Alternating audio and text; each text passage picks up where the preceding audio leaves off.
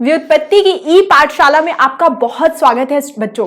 और आज हम डिस्कस करने जा रहे हैं एक ऐसा रिएजेंट जो आंशिक रूप से अपचयन करता है, अर्थात जिसे हम पार्शियल रिडक्शन भी कहते हैं। तो ये पार्शियल रिडक्शन यानी आंशिक अपचयन क्या होता है? तो देखिए, अगर आपके पास ट्रिपल बॉन्ड है और अगर हमने यहां पर हाइड्रोजन H2 प्लैटिनम दिया तो वो पूर्ण रूप से त्रि-आबंध को यानी ट्रिपल बॉन्ड को एकल आबंध में परिवर्तित कर देता है। तो कुछ ऐसे भी रिएजेंट होते हैं जो ट्रिपल बॉन्ड को डबल बॉन्ड में परिवर्तित करते हैं। तो वो कौन से रिएजेंट है, आज हम उसे जानेंगे और समझेंगे, और वो किस तरह अभिक्रिया करते हैं इसे भी हम समझेंगे। तो आइए देखते हैं कि पार्शियल रिडक्शन के लिए हमें कौन कौन से रिएजेंट दिए गए हैं। तो आइए हम अपना लेक्चर स्टार्ट करते हैं। तो सबसे पहले हम बात करेंगे लिंडलर्स कैटलिस्ट की। यह कैटलिस्ट या अभिकर्मक हमें सिस एल्कीन देता है। तो यह सिस एल्कीन क्या होता है इसे समझ लेते हैं। आइए देखते हैं कि सिस एल्कीन का अर्थ क्या होता है। तो पहले देखिए बच्चों कि अगर हमारे पास R C triple bond CR है, हम जानते हैं कि यह त्रि-आबंध यानी ट्रिपल बॉन्ड है और इसका जो संरचना है वह रैखिया यानी लीनियर है, यह एक रैखिय संरचना है। अब हम देखते हैं कि अगर हम इसे डबल बॉन्ड में कन्वर्ट कर दें, हाइड्रोजन का एडिशन कर दें तो क्या होता है। तो यहां पर हमें दो स्थिति मिलेगी। पहली स्थिति जहां पर हमें सिस एल्कीन मिलेगा, मतलब दोनों हाइड्रोजन एक तरफ होंगे, और दूसरी स्थिति इसे हम बच्चों सिस कहते हैं। और दूसरी स्थिति क्या होगी, जहां हम देखेंगे कि दोनों हाइड्रोजन एक दूसरे के विपरीत यानी ऑपोजिट साइड में हैं, तो इसे हम बोलते हैं ट्रांस अल्कीन। तो देखिए यहां पर क्या हम देख रहे हैं कि यहां पर दोनों हाइड्रोजन सेम साइड में हैं, इसका मतलब क्या होता है सिस। अगर दोनों हाइड्रोजन ऑपोजिट साइड में हो तो इसे हम बोलते हैं ट्रांस। और सिस और ट्रांस का केस सिर्फ और सिर्फ डबल बॉन्ड में ही पढ़ा जाता है। तो ये चीज हमने समझी। अब हम देखेंगे कि लिंडलर्स कैटलिस्ट कैसे काम करता है, तो आइए उसे समझते हैं। तो बच्चों आप बोर्ड पे देख सकते हैं कि हमने ट्रिपल बॉन्ड लिया है, और ट्रिपल बॉन्ड में जब हमने पैलिडियम, चारकोल, हाइड्रोजन और बेरियम सल्फेट दिया तो यहां पर हमें सिस एल्कीन प्राप्त हुई। सिस एल्कीन जिसे हम समकक्ष एल्कीन भी बोलते हैं। तो यहां पर बेरियम सल्फेट का उपयोग कर सकते हैं, कैल्शियम कार्बोनेट का उपयोग कर सकते हैं, और भी Na2B एक कैटलिस्ट होता है उसका भी हम उपयोग करते हैं। तो यहां पर इसका उपयोग क्या है, हम बेरियम सल्फेट, कैल्शियम कार्बोनेट का कैसे उपयोग करते हैं और कैसे यह हमें समकक्ष एल्कीन देता है, इसे भी समझना बहुत जरूरी है। तो देखिए लिंडलर्स कैटलिस्ट में हम देखते हैं कि जो हमारा प्रोडक्ट होगा वह एक सिस एल्कीन होगा, मतलब जिसे हम समकक्ष एल्कीन के नाम से भी जानते हैं। तो इसे याद रखना बहुत जरूरी है।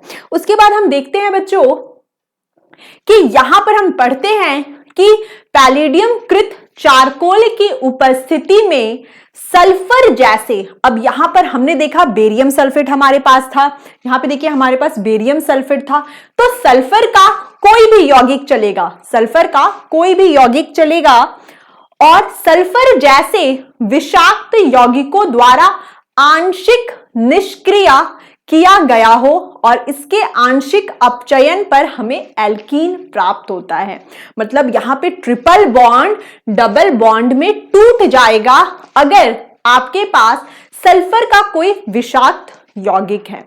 उसके बाद यहां लिखा हुआ है कि आंशिक रूप से निष्क्रिय पैलिडियम कृत चारकोल को हम लिंडलर्स कैटलिस्ट भी कहते हैं। तो ये क्या होता है इसे समझते हैं। इस प्रकार प्राप्त एल्कीनों की ज्योमेट्री समकक्ष होती है जिसे हम सिस भी कहते हैं। तो इसे हम यहां पे लिख देते हैं, यह समकक्ष होती है। तो ये चीज हमने यहां पर लिख दी। ये फिक्स है कि अगर आपने लिंडलर्स कैटलिस्ट का उपयोग किया है तो ज्योमेट्री सिस एल्कीन देगी। अब हम इसके मैकेनिज्म को समझेंगे, इसका मैकेनिज्म क्या होता है। तो जरा इसके मैकेनिज्म के बारे में देखते हैं। अगर आप मैकेनिज्म देखेंगे तो यहां पे RC ट्रिपल बॉन्ड CR, यानी वह एक रेखिया है। बिल्कुल इस प्रकार से देखिए बच्चों, बिल्कुल इस प्रकार से वह एक रेखा में है। जब यहां पर हम आंशिक रूप से जो यहां पर हमने बेरियम सल्फेट का उपयोग किया, सल्फर के यौगिक का उपयोग किया, तो उसने जो पैलिडियम और चारकोल का जो सरफेस था उसमें जो हाइड्रोजन था उससे थोड़ा सा निष्क्रिय कर दिया। निष्क्रिय किसने किया? बेरियम सल्फेट ने। अब जरा इसे हम समझेंगे कैसे।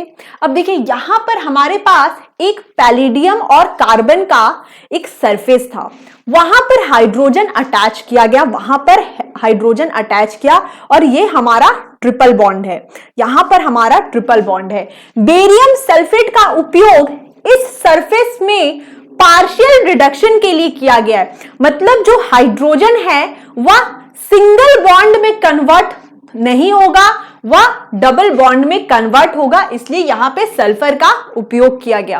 अब जब ट्रिपल बॉन्ड इस हाइड्रोजन के साथ अटैच होगा तो जो हाइड्रोजन का अटैचमेंट की जो दिशा होगी वह आप जान सकते हैं, समझ सकते हैं कि समकक्ष होगी, मतलब हाइड्रोजन का एडिशन इस प्रकार होगा। इसका अर्थ क्या है? अगर हाइड्रोजन का एडिशन इस प्रकार है तो मतलब दोनों हाइड्रोजन सेम जगह से ऐड हो रहे हैं, सेम जगह से ऐड हो रहे हैं, या तो वो ऊपर से ऐड होंगे या तो इस प्रकार नीचे से, क्योंकि ये सेम ज्योमेट्री में ऐड हो रहे हैं, इसका मतलब यह सिस एल्कीन है। जरा यहां देखते हैं, यहां पे देखिए ट्रिपल बॉन्ड में हाइड्रोजन का एडिशन किया गया है पार्शियली, वहां पे पॉइजन लिखा गया। किसने पॉइजन वहां पे किया है? उस सरफेस को किसने पॉइजन दिया? बेरियम सल्फेट ने वहां पर उस सरफेस को पार्शियली रिडक्शन के लिए अवेलेबल कराया। उसके बाद वहां पर हाइड्रोजन का कैटलिस्ट जुड़ जाता है और यहां पे आप देख सकते हैं कि हाइड्रोजन के दोनों यहां पर परमाणु जुड़ गए हैं और हमें यहां पे सिस एल्कीन प्राप्त होती है। तो आपको इस बात को याद रखना है कि लिंडलर कैटलिस्ट में हमें जो ज्योमेट्री मिलती है वह सिस एल्कीन होती है। तो ये बहुत ही इंपॉर्टेंट पॉइंट है, इसे बहुत अच्छे से याद रखिएगा। अब यहां पर कुछ प्रश्न हैं जिसे हम खुद से भी करेंगे और समझेंगे। तो आइए देखते हैं इन सभी प्रश्नों को। लिंडलर्स कैटलिस्ट के उपयोग से हम ट्रिपल बॉन्ड को डबल बॉन्ड में परिवर्तित करते हैं, कन्वर्ट करते हैं। तो इस बात को बहुत ध्यान से समझना है और याद रखना है कि यहाँ पर जो पैलिडियम और चारकोल का जो सरफेस होता है उसे बेरियम सल्फेट से हम आंशिक रूप से इस प्रकार अपचयित करते हैं कि ट्रिपल बॉन्ड हमारा सिंगल बॉन्ड में कन्वर्ट ना हो, वह सिर्फ डबल बॉन्ड में कन्वर्ट हो। इस बात को याद रखना है। और यहां पर हमें पार्शियल रिडक्शन, जिसे हम आंशिक अपचयन कहते हैं, यहां पर देखा जा सकता है। तो देखिए बच्चों, यहां पे हमारे पास ट्रिपल बॉन्ड है और यहां पर हमें जो भी आंसर हम लिखेंगे वहां पर हम सिस एल्कीन यानी समकक्ष एल्कीन का ध्यान रखेंगे। तो इस बात को समझते हुए हम यहां पे अपना आंसर लिखते हैं। तो देखिए यहां पे कार्बन डबल बॉन्ड कार्बन, अब दोनों हाइड्रोजन का एडिशन जब होगा तो वह इस प्रकार होगा, मतलब यहां पर CH3 हमें इस तरह से लिखना है। तो ये हमारा आंसर हो गया पहले प्रश्न का। दूसरे प्रश्न में देखिए यहां पर एक जगह फिनाइल ग्रुप है और दूसरी तरफ मिथाइल ग्रुप है, यानी CH3 का ग्रुप है। लेकिन हमें यह याद रखना है कि हाइड्रोजन का एडिशन वह इस प्रकार होता है, यानी एक ही डायरेक्शन से होता है। तो यहां पर जो हमें आंसर मिलेगा हम उससे यहां पे इस तरह लिख देंगे। तो यहां पर हम यहां पे लिख देंगे C6H5 और यहां पे हम इसे CH3 लिख देंगे। तो यह एक प्रश्न हुआ। तीसरे प्रश्न में देखते हैं कि यहां पे दोनों जगह फिनाइल ग्रुप है और अब जानते हैं कि फिनाइल ग्रुप को हम C6H5 से भी दर्शाते हैं। तो कोई दिक्कत नहीं है, आप इसे इस तरह भी लिख सकते हैं। तो यहां पर हम यहां पर हाइड्रोजन ऊपर की ओर लिख देते हैं और यहां पर हम C6H5 यहां लिख देते हैं। तो देखिए दोनों में कोई प्रॉब्लम नहीं है। आपका जो हाइड्रोजन का जो एडिशन होना चाहिए वह सेम डायरेक्शन में होना चाहिए। अगर हम यहां पे देखें तो हाइड्रोजन का एडिशन नीचे से हुआ है और अगर इस प्रश्न में देखें तो हमने हाइड्रोजन का एडिशन ऊपर से किया है। तो बस यहां पर आपको ज्योमेट्री का ध्यान रखना है कि जो भी प्रोडक्ट आएगा वह सिस एल्कीन यानी समकक्ष एल्कीन होगा। तो यहां पे कुछ प्रश्नों को देखते हैं। यहां पे हम देख सकते हैं लिंडलर्स कैटलिस्ट पे कुछ प्रश्न आधारित हैं। इसका पीडीएफ आपको हमारे डिस्क्रिप्शन बॉक्स में मिलेगा, आप वहां से भी समझ सकते हैं। आगे देखते हैं। तो यहां पे देखिए एक प्रश्न दिया हुआ है 1 मोलर इक्विवेलेंट H2 दिया गया, ये भी एक लिंडलर्स कैटलिस्ट का प्रश्न है। तो देखिए बहुत जगह ऐसा होता है कि आपको कैटलिस्ट का नाम दे दिया जाएगा, पीडी यहां पे सी और बेरियम सल्फेट, कैल्शियम कार्बोनेट इस तरह से लिखा हुआ होगा, और कहीं कहीं सिर्फ उस कैटलिस्ट के बारे में नेम लिखा होगा। जैसे यहां पे आप देख सकते हैं लिंडलर्स कैटलिस्ट लिखा हुआ है, तो यहां पे आंसर सिस एल्कीन हमें प्राप्त होता है। तो बच्चों आज के लेक्चर में इतना ही। लिंडलर्स कैटलिस्ट क्या होता है, यहां मैकेनिज्म कैसे होता है, और इस पर कुछ आधारित हमने प्रश्न किए। मिलते हैं नेक्स्ट लेक्चर में, तब तक आप पढ़ते रहिए, अच्छे से पढ़ाई करिए, अपना ध्यान रखिए, क्योंकि पढ़ाई से आपको आपकी मंजिल जरूर मिलेगी। धन्यवाद, थैंक यू सो मच।